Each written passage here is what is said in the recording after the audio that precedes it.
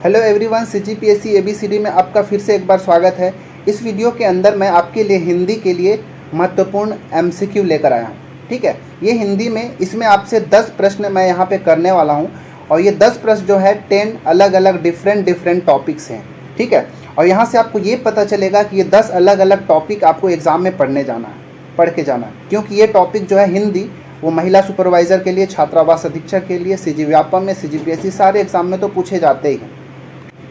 तो चलिए हम इस वीडियो में देखेंगे कि 10 प्रश्न जो आपके लिए लाया हूँ, ये 10 में से आपका कितना सही हो रहा है। ये 10 अलग अलग बिल्कुल अलग अलग टॉपिक से होंगे, तो आपको ये सारे टॉपिक्स को कंप्लीट करते चलना है। ठीक है, मैं कोशिश करूँगा कि आपके लिए ऐसे ही छोटा छोटा आपके लिए एमसीक्यू हिंदी से भी रिलेटेड लेकर आऊँ, क्योंकि महिला सुपरवाइज़र और छात्रावास अधीक्षक और सीजी व्यापम के सारे एग्जाम में तो पूछे ही जाते हैं 10-10 प्रश्न। ठीक है, इसलिए मैं यहाँ पे 10 प्रश्न आपके लिए लेकर आया हूँ। तो चलिए शुरू करते हैं और अपना चेक करते रहें कि 10 में से आपका कितना सही रहा है, और कमेंट में लास्ट में ज़रूर बताएं कि किसका कितना सही हो रहा है। ठीक है, चलिए पहला प्रश्न है कि दिए गए वाक्य का वह भाग ज्ञात करें जिसमें कोई त्रुटि है।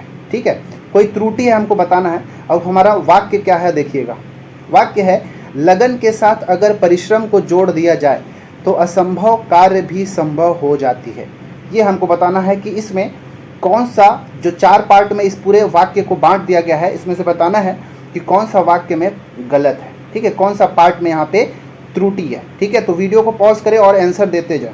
ठीक है, और किसका कितना, कौन सा सही है, इसका विकल्प कौन सा सही हो रहा है, आप कमेंट में ज़रूर बताएं, मैं अवश्य उसको चेक करता रहूँगा। ठीक है, चलिए इसका जो राइट आंसर है मैं अब बताता हूँ। इसका सही आंसर है ऑप्शन नंबर बी। ठीक है, आपका क्या था, आप कमेंट में ज़रूर बताएं, और कमेंट करने के बाद प्लीज़ डिलीट ना करें, क्योंकि मैं उसको देख रहा होता हूं, तो जो एक बार लिख देते हैं वही अब मैं उसका सही आंसर मानता हूं। ठीक है, तो अगर इसमें क्या होगा, लगन के साथ अगर परिश्रम को जोड़ दिया जाए तो असंभव कार्य भी संभव हो जाती है, नहीं होगा। ठीक है, इसीलिए हमारा ऑप्शन नंबर बी जो है ये त्रुटिपूर्ण है। क्यों? क्योंकि जाती है की जगह क्या होगा, यहाँ पे जाता है होगा। ठीक है, संभव हो जाता है होगा। ठीक है, किसका किसका सही हुआ कमेंट जरूर करें। ठीक है, तो आपसे यहाँ पे एक चीज़ समझ में आ रहा है कि आपसे शुद्ध अशुद्ध वाक्य भी पूछा जा सकता है। ठीक है, यहाँ पे एग्जाम में पूछा ही जाता है कि आपको शुद्ध अशुद्ध पहचानना है, त्रुटि पहचानना है। ठीक है, तो आप इस टाइप के प्रश्न भी आपको प्रैक्टिस करके जाना है। ठीक है, चलिए दूसरा प्रश्न है, दिए गए वाक्य का वह भाग ज्ञात करें जिसमें कोई त्रुटि है। तो मैं दूसरा एक वाक्य भी लेकर आया हूं जो कि त्रुटिपूर्ण है। इसमें से बताना है कि क्या त्रुटि है, कौन से पार्ट में, चारों ऑप्शन में से कौन सा ऐसा ऑप्शन है जिसमें त्रुटि है। तो वाक्य क्या है कि युवक ही किसी देश को शक्ति का आधार होते हैं। युवक ही किसी देश को शक्ति के आधार होते हैं। तो ये आप पकड़ लिए होंगे कि शक्ति को नहीं होगा, क्या होगा यहाँ पे, शक्ति का। ठीक है, या शक्ति की होगा। युवक ही किसी देश की शक्ति का आधार होता है। ठीक है, शक्ति का आधार होता है, तो देश को यहाँ पे नहीं होगा। ठीक है ना, देश को की जगह क्या होगा, देश की होगा। इसीलिए हमारा इसका ऑप्शन नंबर डी त्रुटिपूर्ण है। ठीक है, तो क्या होगा, युवक ही किसी देश की शक्ति का आधार होता है। ठीक है, तो पहला और दूसरा प्रश्न जो था शुद्ध अशुद्ध वाक्य से संबंधित था, तो यहाँ से भी क्वेश्चन पूछे जाते हैं, आपको ये टॉपिक भी प्रैक्टिस करना है। क्लियर है? अब देखते हैं तीसरा प्रश्न है कि निम्नलिखित में से उस विकल्प का चयन करें जो अंधे के हाथ बटेर लगना मुहावरे का अर्थ व्यक्त करता है। मतलब आपको बताना, यहाँ पे एक मुहावरा दिया गया है, अंधे के हाथ में बटेर लगना, अंधे के हाथ बटेर लगना। इसका अर्थ क्या होता है, 4 में से बताना है। बिना प्रयास के कीमती वस्तु मिल जाना, सफल होना, अयोग्य होना, या प्रयास से कीमती वस्तु मिलना, बताना है। तो इसका राइट आंसर क्या होगा, आप कमेंट करें इसका सही आंसर क्या होगा। ठीक है, तो चलिए इसका आंसर जो सही होगा ऑप्शन नंबर ए होगा कि बिना प्रयास के ही अगर कीमती वस्तु किसी को मिल जाता है तो हम कहते हैं कि अंधे के हाथ बटेर लग गया है। ठीक है, तो इसका आंसर ऑप्शन नंबर ए होगा। किसका किसका सही हुआ कमेंट में ज़रूर बताएं। अच्छा, अब यहाँ पे एक दूसरा टॉपिक मिल गया कि आपसे मुहावरा वाला प्रश्न भी पूछा जाता है। मुहावरा का अर्थ पूछा जाता है, हमेशा ही पूछा जाता है। देखिए, मुहावरा एक ऐसा वाक्यांश होता है ना जो सामान्य अर्थ में कद बोध ना कराकर किसी विलक्षण अर्थ की प्रतीति कराता है। जैसे अब बात होता है अंधे के हाथ बटेर लगना। अब इसका वाक्य का मतलब ये नहीं होगा कि किसी अंधे के हाथ में बटेर लग गया, ये किसी और बात को ही पॉइंट कर रहा है, और वो बात क्या है कि बिना प्रयास के किसी को कीमती वस्तु मिल गया है। ठीक है, तो मुहावरा वही होता है। जैसे आपने सुना होगा अपनी डफली आप बजाना, मतलब अपने मन की बात करना। वैसे ही अंधों में काना राजा, ठीक है, मतलब अज्ञानियों में अल्प ज्ञान वाले को बहुत ज़्यादा सम्मान देना, उसको हम अंधों में काना राजा कहते हैं। तो आपसे मुहावरों से भी प्रश्न पूछा जाता है, तो आप हर दिन मुहावरा से भी 5 से 10 प्रश्न को प्रैक्टिस करते रहें। ये दूसरा टॉपिक हो गया, ठीक है। चलिए तीसरा टॉपिक, तीसरा प्रश्न, चौथा प्रश्न मतलब चौथा प्रश्न है, दिए गए वाक्यांश को के लिए एक शब्द चुनिए जो देखने योग्य हो, ठीक है। मतलब अनेक शब्दों का एक शब्द, जो अगला हमारा टॉपिक है अनेक शब्दों का एक शब्द, इससे तो ये वाला टॉपिक भी आपको प्रैक्टिस करके जाना है।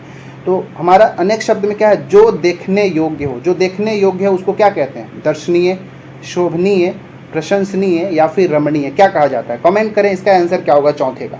और जब भी आप आंसर देते हैं तो क्वेश्चन नंबर के साथ ABC लिखने की कोशिश करें, डायरेक्ट ABC ना लिखें, ठीक है। तो इसका जो राइट आंसर है वो है ऑप्शन नंबर ए। जो देखने योग्य होता है उसको हम दर्शनीय कहते हैं। शोभनीय क्या होता है भाई, तो जो शोभा देता हो उसको हम शोभनीय कहते हैं। जो प्रशंसा करने के योग्य हो उसको हम प्रशंसनीय कहते हैं। और जो मन को भावे उसको हम रमणीय कहते हैं। तो आपको अनेक शब्दों का एक शब्द भी पढ़ के जाना है, क्योंकि ये एग्ज़ाम की दृष्टि से इम्पोर्टेंट है। देखिए मैं वही टॉपिक को इसमें बता रहा हूँ जो कि एग्ज़ाम पॉइंट ऑफ व्यू से इम्पोर्टेंट है, ठीक है ना। तो ये चौथा का आंसर क्या होगा, ऑप्शन नंबर ए। चलिए पाँचवा प्रश्न है, शुद्ध वर्तनी वाले शब्द का चयन करें। मतलब अगला जो टॉपिक है शुद्धि, वाक्य शब्द शुद्धि से संबंधित है, ठीक है। शब्द शुद्धि यहाँ से भी एग्जाम में पूछा गया है, कई बार से पूछा जाता है, तो आप इस टॉपिक को भी करके जाएं। शब्द शुद्धि, एक ही दिन सारे चीज़ को मत पढ़ें, सारे पता चला एक ही दिन में हम 100, 50, 200, 400 शब्द पढ़ रहे हैं, नहीं। आप इम्पोर्टेंट जो है उससे हर दिन 5-6 ऐसे ही वर्ड को क्या करें, शब्द शुद्धि करके देखें और उसको याद करने की कोशिश करें, ठीक है। तो अगला है शुद्ध वर्तनी वाले शब्द को चुनना है। सर्वभक्षी या फिर सर्वभक्षी, इसका सही आंसर क्या होगा? तो ये तो बहुत आसान है, आप समझ ही गए होंगे कि इसका आंसर क्या होगा, ऑप्शन नंबर डी, सर्वभक्षी, ठीक है। ये हमारा शुद्ध लिखा हुआ शब्द है, बाकी ये तीनों के तीनों क्या हैं, गलत हैं। मतलब आपको शुद्ध वर्तनी वाले शब्दों का भी प्रैक्टिस करना है, ठीक है। तो ये भी इंपॉर्टेंट है, एग्जाम में बहुत बार पूछा गया है, ठीक है। चलिए छठवां प्रश्न, किसका सही है कमेंट बताएं, इसका सही आंसर क्या होगा। छठवां प्रश्न जो है हमारा समास से है। ये बहुत ज़्यादा इंपॉर्टेंट है, किसी भी एग्जाम के लिए यहाँ पे एग्जाम में क्वेश्चंस पूछे ही जाते हैं समास से, ठीक है। मैं समास क्या है उसको तो एक्सप्लेन नहीं करने जा रहा हूँ, बस क्वेश्चन प्रैक्टिस करा रहा हूँ। बाकी आप किसी न किसी बुक से आप पढ़े ही होंगे। चलिए यहाँ पे असुमेलित विकल्प का चयन करना है। नील गगन में क्या कर्मधारय समास होता है, पंचतंत्र में द्विगु समास, प्रत्यक्ष में तत्पुरुष समास, मुरलीधर में बहुव्रीहि समास। तो इसमें से कौन सा ऐसा विकल्प है जो शब्द और उससे संबंधित समास में सुमेलित नहीं है, कौन सा, ठीक है। कमेंट करें, वीडियो को पॉज करें, इसका सही आंसर देने की कोशिश करें। इसका जो सही आंसर होगा वो है क्या होगा, कमेंट करें जल्दी से। इसका राइट आंसर होगा ऑप्शन नंबर सी, प्रत्यक्ष। बाकी नील गगन जो है कर्मधारय समास होता है, बिल्कुल सही है। इसके बाद पंचतंत्र में द्विगु समास होता है, बिल्कुल सही है। मुरलीधर में बहुव्रीहि समास होता है। इसको कैसे हम समझते हैं उसको किसी और वीडियो में एक्सप्लेन करूंगा, बस अभी मैं आपको आंसर बता रहा हूँ कि प्रत्यक्ष में तत्पुरुष समास नहीं है, प्रत्यक्ष के अंदर है अव्ययी भाव समास, ठीक है। प्रत्यक्ष में होता है अव्ययी भाव समास होता है, ठीक है। तत्पुरुष समास यहाँ पे नहीं है। बाकी मुरलीधर बहुव्रीहि समास है। तत्पुरुष समास का अगर एग्जाम्पल आपको देखना है तो आप देख सकते हैं, कुछ इंपॉर्टेंट शब्द बता रहा हूँ जो कि एग्जाम में पूछेंगे और आप कंफ्यूज हो सकते हैं। जैसे रामाश्रित, ठीक है, रामाश्रित क्या है, एक तत्पुरुष समास है। दानवीर, ठीक है, दानवीर क्या है, तत्पुरुष समास है। शीरदर्द, ठीक है, शीरदर्द क्या है, एक तत्पुरुष समास है। घुड़सवार, ये सब के सब जो है यहाँ पे मैंने 4 वर्ड लिखा, ये सब के सब क्या है, तत्पुरुष समास के अंतर्गत आता है, ठीक है। कर्मधारय समास का अगर देखेंगे कुछ और एग्जाम्पल, तो कर्मधारय समाज में मुख कमल, ठीक है, मुख कमल हो गया, नीलांबर हो गया, ये सब क्या हो गया, कर्मधारय होता है, ठीक है, नीलांबर। उसी तरह अव्ययी भाव समास का हमने देखा। अव्ययी भाव समास का हमने क्या देखा कि प्रत्यक्ष कैसा है, अव्ययी भाव समास है। एक चीज़ और इसमें याद रखिएगा, भर पेट, ये भर पेट कहते हैं ना, भर पेट में भी एक अव्ययी भाव समास ही होता है। द्वंद्व समास आपने सुना होगा, जैसे द्वंद्व समास के कुछ एग्जाम्पल याद रख लीजिए, भाई बहन, माता पिता, राम श्याम, ये सब क्या होते हैं, द्वंद्व समास के उदाहरण हैं। ठीक है, याद रखिएगा। महादेव में कौन सा समास है, आप कमेंट करें तो महादेव के अंदर कौन सा समास है, आप कमेंट इसका करके आंसर बताएं क्या होगा। तो छठवां प्रश्न का आंसर हो जाएगा ऑप्शन नंबर सी। चलिए अब हम सातवां देखते हैं। सातवां प्रश्न जो है, मतलब छठवां प्रश्न से हमको क्या देखना है कि समास का आपको प्रैक्टिस करना है। ठीक है, यहाँ से क्वेश्चन बनते हैं और बहुत ज़्यादा कन्फ्यूजिंग क्वेश्चन भी बनते हैं। सातवां प्रश्न है अंतर्निहित। अंतर्निहित शब्द का सही संधि विच्छेद क्या होगा। अंतर्निहित, अंतर्निहित, अंतनिहित या फिर अंत प्लस निर्हित, क्या होगा। सही आंसर बताएं, कमेंट करें इसका राइट आंसर क्या होगा। वीडियो को पॉज करें और आंसर देने की कोशिश करें कि ए बी सी डी में से इसका सही आंसर क्या होगा। तो इसका जो सही आंसर है ऑप्शन नंबर ए, अंतः प्लस निहित जो होता है, इसका संधि करेंगे तो अंतर्निहित होता है, और अंतर्निहित का जब संधि विच्छेद करेंगे तो अंतः प्लस निहित होगा।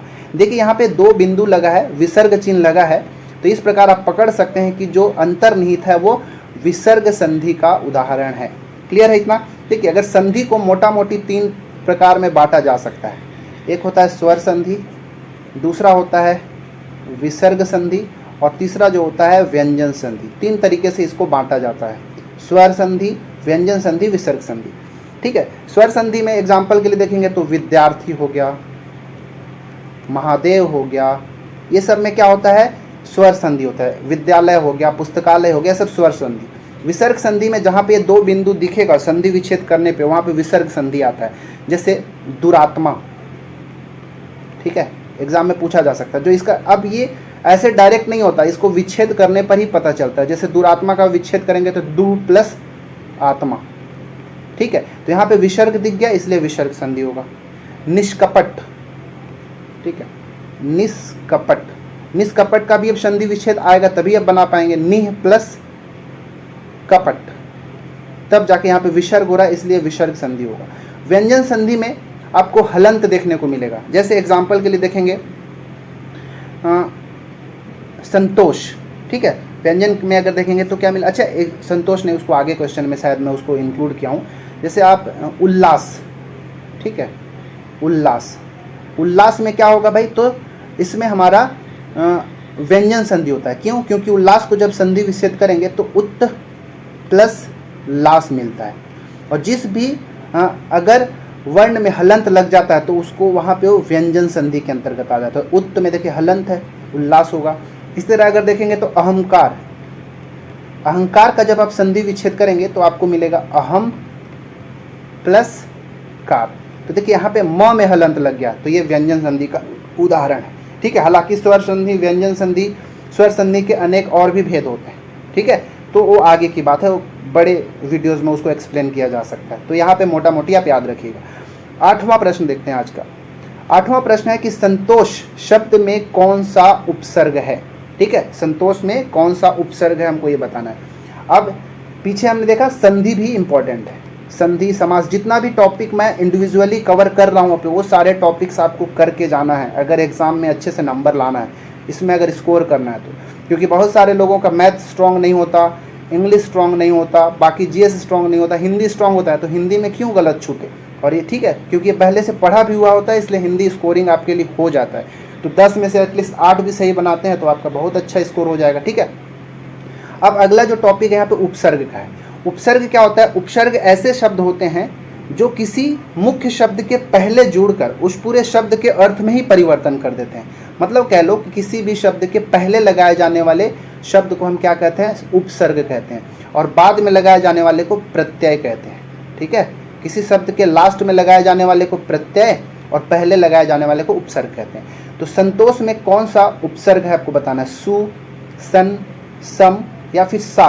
वीडियो को पॉज करें और इसका आंसर देने की कोशिश करें, इसमें कौन सा उपयुक्त उपसर्ग होगा संतोष के लिए। कमेंट करें कौन सा ABCD में से कौन सा सही होगा, क्वेश्चन नंबर के साथ ही कमेंट करने की कोशिश करें। तो इसका राइट आंसर है ऑप्शन नंबर सी, बहुत सारे लोगों का ये सही हो रहा है। ठीक है, सम। ठीक है, संतोष में उपसर्ग क्या लगा है, सम, क्योंकि सम प्लस तोष, इन दोनों को आप जोड़ेंगे तो आपको मिलेगा संतोष। ठीक है, यहाँ पे सम। उपसर्ग है। क्लियर है इतना? जो सम है इसका अर्थ क्या होता है? इसका अर्थ होता है जैसे उत्तम, सात, पूर्ण, ये सम का अर्थ होता है। ठीक है, याद रखिएगा।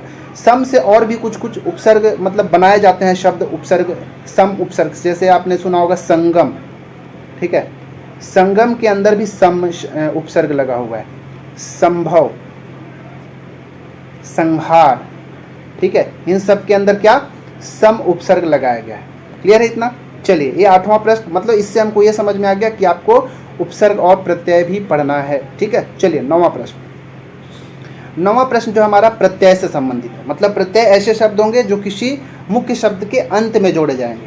ठीक है, मौसेरा, अतप, विदेश और प्रबंध, ये चारों में से कौन से ऐसे शब्द हैं जिसमें प्रत्यय का प्रयोग हुआ है, बताना आपको। मौसेरा, अतप, विदेश और प्रबंध में किस में प्रत्यय शब्द का प्रयोग, मतलब एक प्रत्यय का प्रयोग किया गया है? कमेंट करें इसका आंसर क्या होगा। देखिए, जो प्रबंध है एक्चुअली में प्र प्लस बंधन, ठीक है, इसमें प्र पहले जोड़ा गया है, तो प्र अगर पहले जोड़ा गया है तो ये तो उपसर्ग हो गया ना भाई। ठीक है, विदेश में देखेंगे तो ये वी प्लस देश है, वी प्लस देश है, तो वी भी पहले जोड़ा गया तो इसमें भी उपसर्ग है। अतप, अतप को अगर ब्रेक करेंगे तो ये है आ प्लस तप, ठीक है, आ प्लस तप, तो आ भी पहले जोड़ा गया तो ये भी उपसर्ग है। लेकिन जो मौशेरा है इसको आप जोड़ेंगे मतलब तोड़ेंगे तो मौसा प्लस एरा, ठीक है, यहाँ पे एरा जो है लास्ट में जोड़ा गया, बाकी मौसा जो है मुख्य शब्द है, तो एरा बाद में जोड़ा गया, इसलिए एरा क्या है, एक प्रत्यय है। मतलब जो पहला विकल्प है मौसेरा, उसमें ही प्रत्यय का प्रयोग किया गया है। मतलब आपको उपसर्ग के साथ साथ प्रत्यय का भी प्रैक्टिस करना है। ठीक है, चलिए, तो उम्मीद है ये 9वां प्रश्न भी आपका सही हुआ होगा। ठीक है, क्योंकि 10 प्रश्न बहुत आसान लिया हूँ तो मोस्टली सारे लोगों का सही हो रहा होगा। ठीक है, चलिए 10वां प्रश्न देखते हैं आज का। ये है आज का हमारा 10वां प्रश्न और लास्ट प्रश्न। प्रश्न है कि मेरा नया बचपन, ये कविता जो है किसके द्वारा लिखा गया है? शमशेर बहादुर सिंह, हरिवंश राय बच्चन, कुंवर नारायण सिंह और सुभद्रा कुमारी चौहान, किसके द्वारा लिखा गया है? इसका सही आंसर देने की कोशिश करें। किसी का सही हो रहा है क्या, किसी को आता है? आप कमेंट में जरूर करें कि 10वां का आंसर क्या होगा, ए बी सी डी में से क्या सही होगा, आंसर दें। ठीक है, तो इसका जो राइट आंसर है क्या है, वो है option number D, Subhadra Kumari Chauhan जो है उन्होंने अपना कविता लिखा मेरा नया बचपन। ठीक है, सुभद्रा कुमारी चौहान का एक सबने पढ़ा होगा, झांसी की रानी। ठीक है, झांसी की रानी किसने लिखा था? सुभद्रा कुमारी चौहान ने लिखा था। वो खूब लड़ी मर्दानी वह तो झांसी वाली रानी थी, चमक उठी सन 57 में वह तलवार पुरानी थी, खूब लड़ी मर्दानी वह तो झांसी वाली रानी थी। तो ये झांसी की रानी जो कविता है वो सुभद्रा कुमारी चौहान के द्वारा ही लिखा गया था। तो यहाँ से रचना भी आपसे पूछा जाता है, जैसे कुछ महत्वपूर्ण कवि है जैसे माखनलाल चतुर्वेदी, मैथिली शरण गुप्त, सुभद्रा कुमारी चौहान, रस खान, तुलसीदास, इन सब की रचनाओं को कई बार एग्जाम में पूछा जाता है। बहुत सारे जो आधुनिक काल के जो कवि हैं उनसे भी प्रश्न पूछे जाते हैं, तो यहाँ से भी आपसे क्वेश्चन पूछे जाते हैं। तो इस टॉपिक को भी आप छोटा छोटा तरीके से पढ़ते रहें। ठीक है, तो बस इस वीडियो में इतना ही। 10 में से किसका कितना सही हुआ कमेंट में ज़रूर बताएं। और हमारे किसी भी वीडियो का PDF चाहिए तो हमारा टेलीग्राम चैनल जो है CGPSC ABCD जाके सर्च कर सकते हैं, ज्वाइन कर सकते हैं। हालांकि मैं इस चैनल का लिंक भी डिस्क्रिप्शन में डाल दूंगा। ठीक है, इस वीडियो में बस इतना ही, मिलते हैं अगले वीडियो में, तब तक के लिए धन्यवाद।